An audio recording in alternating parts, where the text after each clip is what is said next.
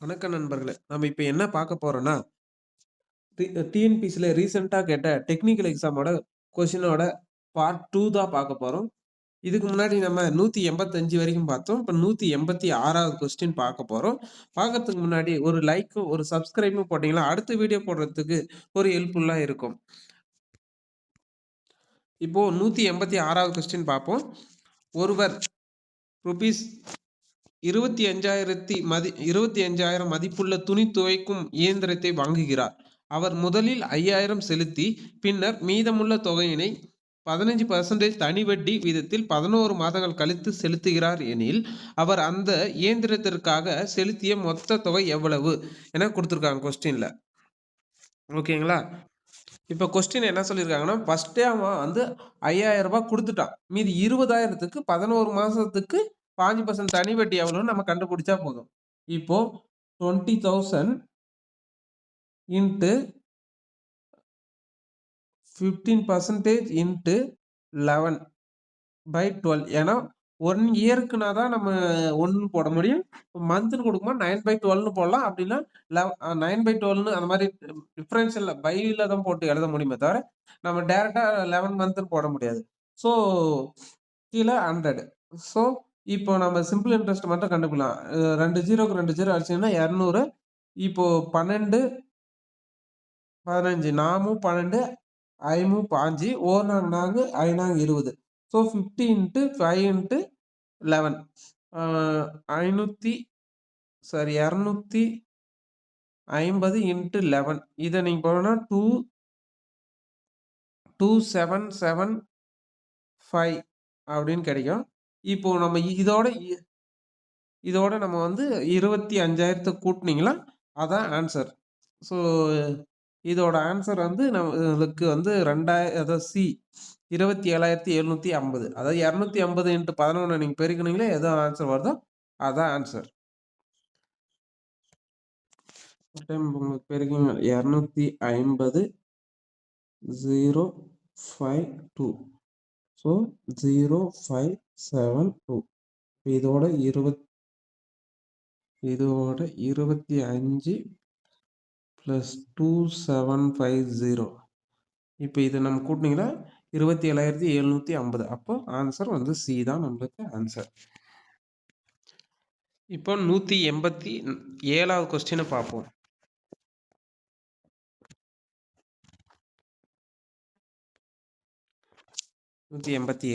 ரூபாய் 5,000த்திற்கு 9% ஆண்டு வட்டியில் அரையாண்டுக்கு ஒரு முறை வட்டி கணக்கிடும் முறையில் 2 ஆண்டுகளுக்கு கிடைக்கும் கூட்டு வட்டியை காண்க அப்படின்னு கொடுத்துருக்கான். ஓகேங்களா? இப்போ 5,000த்துக்கு 9%. அப்போ அரையாண்டுக்கு ஒரு முறை என்ற போது பர்சன்டேஜை 2ஆல வகுக்கிறோம். அப்போ 4.5ன்னு வரும்.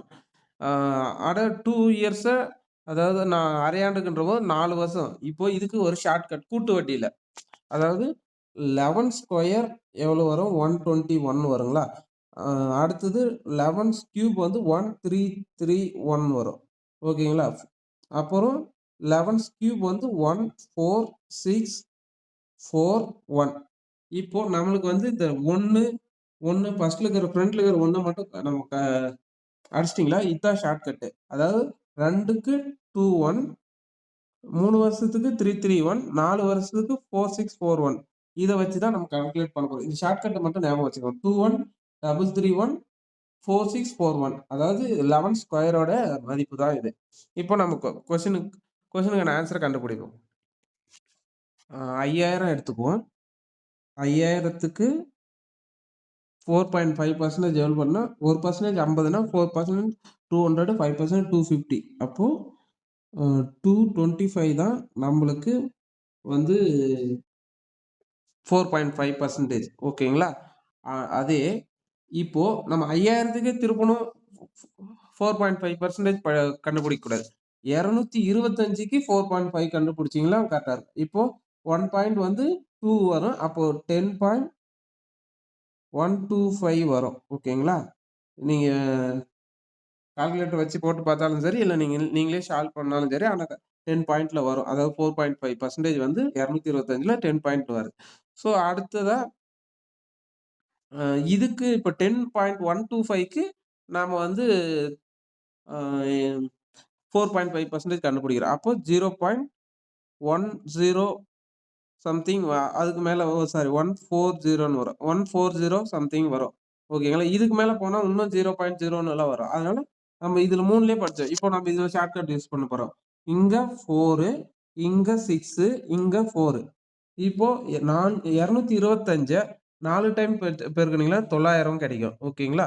இப்போ 10.125 நீங்க 6 டைம் பெருக்குனீங்கன்னா 60 கிடைக்கும். 60 பாயிண்ட் சம்திங் கிடைக்கும். ஓகேங்களா? இப்போ 4 பாயிண்ட் 0 போக 1 1 பாயிண்ட் சம்திங் 2 அது மாரி வரும். இப்போ 960ன்றதே நம்மளுக்கு கன்ஃபார்ம் ஆயிருச்சு. 962.5 அப்போ ஆன்சர் ஏ.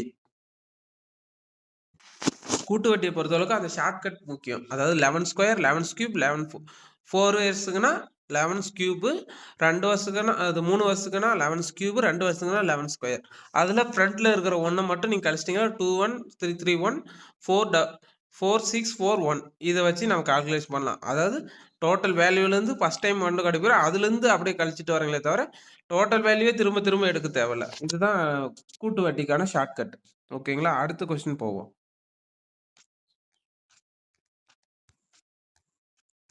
188வது கொஸ்டின். இது ஒரு சமபக்க முக்கோணத்தின் பரப்பு 27√3 சென்டிமீட்டர் ஸ்கொயர் எனில் அதன் உயரம் காணு. சமபக்க முக்கோணத்தின் பரப்பளவு நம்மளுக்கு ஃபார்முலா தெரியும் எப்படியும். √a is equal to √3/4 a square. இப்போ ஏக்கோட வேல்யூ தான் நம்மளுக்கு கொடுத்துருக்காங்க. அப்போ 27√3 is equal to √3/4 a square. ஓகேங்களா? இப்போ √3 கேன்சல் ஆயிரும். a ஸ்கொயரோட வேல்யூ 27 into 4. ஓகேங்களா? இப்போ இதை ஞாபகம் வச்சுக்கோங்க. இப்போ நம்ம என்ன கண்டுபிடிச்சோம்? அதாவது a ஸ்கொயரோட வந்து வேல்யூ 27 into 4.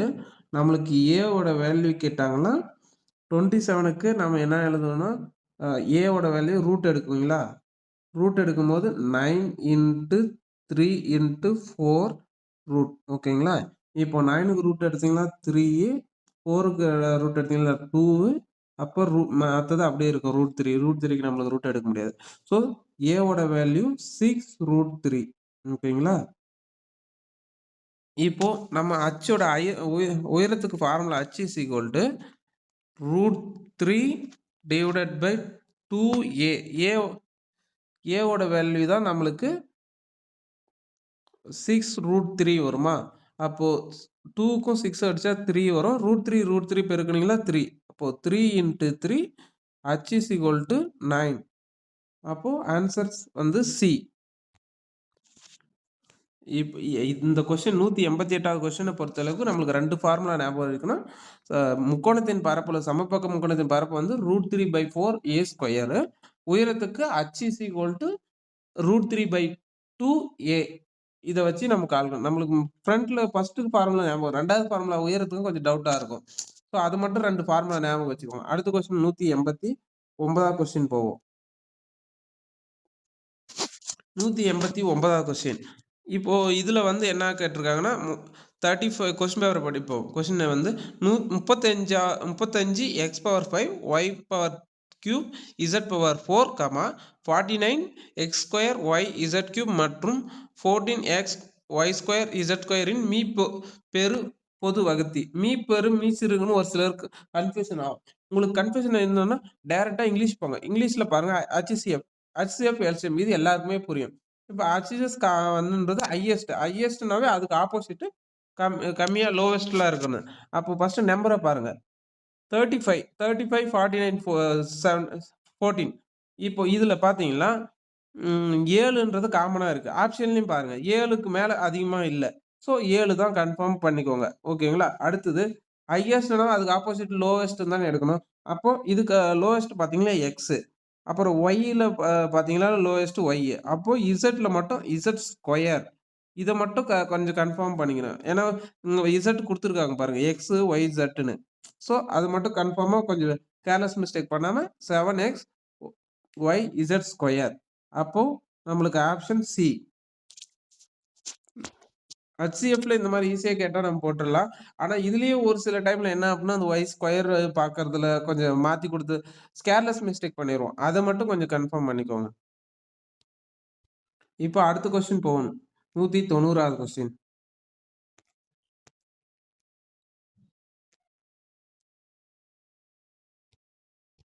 190வது கொஸ்டின் பார்க்க போறோம். 190வது கொஸ்டின் படிப்போம். ஏ, பி மற்றும் சி ஆகிய மூவர் ஒரு வேலையை 5 நாட்களில் முடிப்பர். ஏ மற்றும் சி ஆகியோர் அதே வேலையை 7 நாட்களிலும் ஏ ஆனவர் தனியே அதே வேலையை 15 நாட்களிலும் முடிப்பர் எனில் பி மற்றும் சி ஆகியோர் அந்த வேலையை முடிக்க எத்தனை நாள் ஆகும் அப்படின்னு போட்டிருக்க, அதாவது கொஸ்டின் கேட்டிருக்காங்க.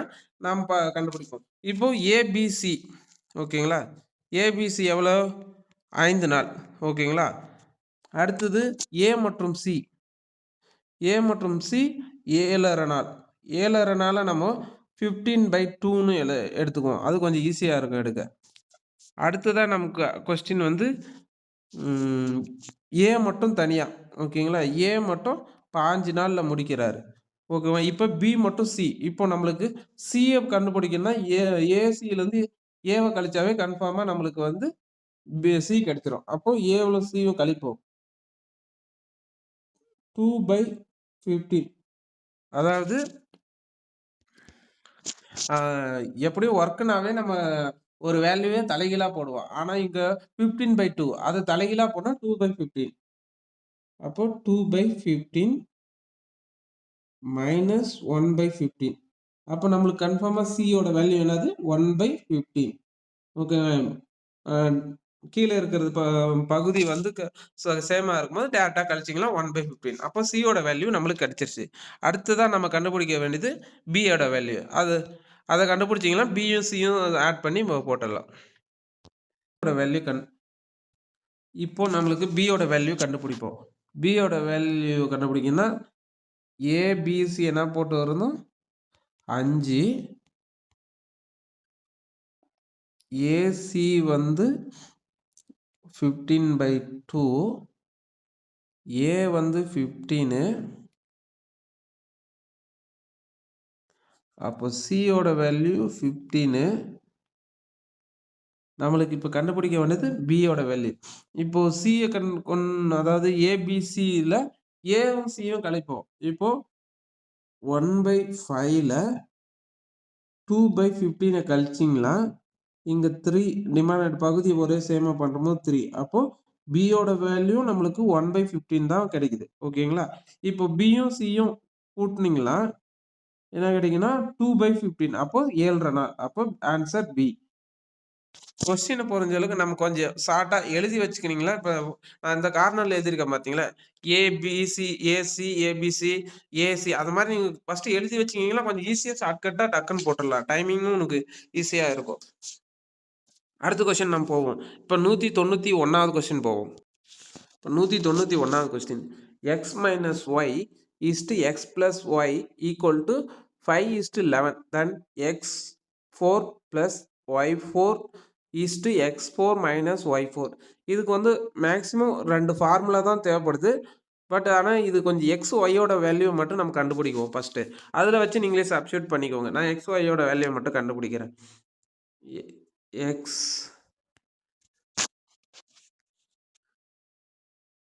எக்ஸோட value x minus y divided by x plus y is equal to 5:11. இப்போ 11 இங்கே கொண்டு போய் 11 இங்கே கொண்டு போய் 5 பெருக்கணிங்களாவே உங்களுக்கு 11x minus 11y is equal to 5x minus 5y. இப்போ x ஒரு பக்கம் கொண்டு வந்தீங்கன்னா 6x 16y. அப்போ x ஓட வேல்யூ y ஓட value x by y is equal to 16/6. இப்போ x-க்கு 16ம் y-க்கு 6ம் சப்ஸ்டியூட் பண்ணீங்களாவே உங்களுக்கு ஆன்சர் வந்துடும் ஓகேங்களா. இப்போ நம்ம கண்டுபிடிச்சது வந்து x by y is equal to 16/6. இப்போ x-க்கு 16 4 plus y-க்கு 6 4 இதுக்கு ஃபார்முலா 2 இருக்கு. நான் அந்த 2 ஃபார்முலா மட்டும் உங்களுக்கு ஈஸியா சொல்றேன். A square minus b square into a plus b into a minus b. So okay. இது வந்து x4 மைனஸ் y4 இதுக்கு சப்ஸ்டிட்யூட் பண்ணி போட்டீங்கன்னா, உங்களுக்கு ஆன்சர் வந்துரும். அடுத்ததா வந்து x + 4 இதுக்கு வந்து a power 4 plus b power 4க்கு a a plus b whole square minus 2ab whole square plus 2ab whole square. ஓகேங்களா? இத போட்டீங்களா? அதாவது தெளிவா மேல எழுதணும் பாருங்க. a power 4 plus b power 4 is equal to a plus b whole square plus 2ab whole square. ஓகேங்களா? அடுத்தது பிளஸ் 2ab whole square. இதுதான் கொஸ்டின் ஃபார்முலா. இந்த ஃபார்முலா படி போட்டீங்கன்னா உங்களுக்கு ஆன்சர் வந்துடும். இது ஆன்சர் வந்து சி. ஓகேங்களா? அடுத்த கொஸ்டினா 192வது கொஸ்டின் பார்ப்போம்.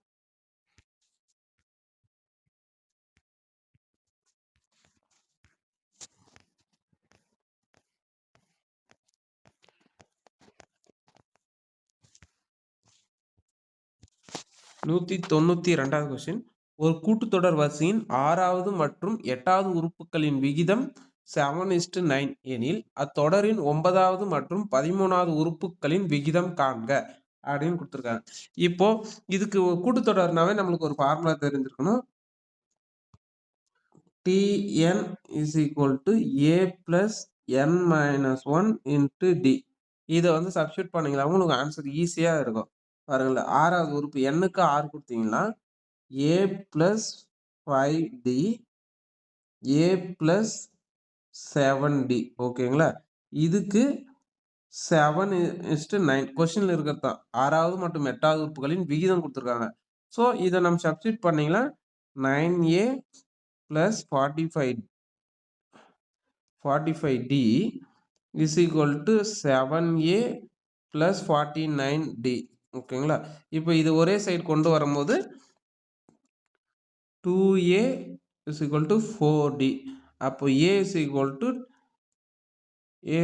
to 2d தான் நம்மளுக்கு ஆன்சர். அதுலேருந்து நம்ம 9வது மற்றும் 13வது உறுப்புகள் விகிதம் கண்டுபிடிக்கணும். இப்போதைக்கு a is equal to 2dன்னு கண்டுபிடிச்சிருக்கோம். நம்ம கண்டுபிடிச்சிக்கிறது a is equal to 2d. ஓகேங்களா?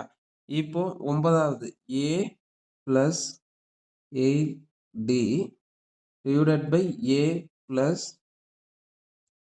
12d. ஓகேங்களா? ஏக்கு நம்ம 2dன்னு கண்டுபிடிச்சிக்கிறோம். 2d. ஓகேங்களா? இப்போ ரெண்டு கூட்டினீங்கன்னா 10d 14d. ஓகேங்களா? d கேன்சல் ஆயிரும். 14க்கும் 5/7. அப்போ நம்மளுக்கு b தான் ஆன்சர். அடுத்ததான் 193வது கொஸ்டின். சரி, ஓகே. அடுத்த வீடியோவில் பார்ட் 3ல நம்ம அடுத்த 193லேருந்து 200வது கொஸ்டின் வரைக்கும் பார்ப்போம். இப்போதைக்கு உங்களுக்கு இந்த பிடிஎஃப் வேணுங்களா? இந்த கொஸ்டின் பேப்பர் மேக்ஸ் மட்டும் பிடிஎஃப் வேணுங்களா? சொல்லுங்க. ஆன்சர் குறிக்காத கொஸ்டின் பேப்பர் உங்களுக்கு வேணும்னா கமெண்ட்ல வந்து கமெண்ட் பண்ணுங்க. நான் உங்களுக்கு கொஸ்டின் பேப்பர் சென்ட் பண்ணி விடுறேன். Okay, thank you. Please subscribe.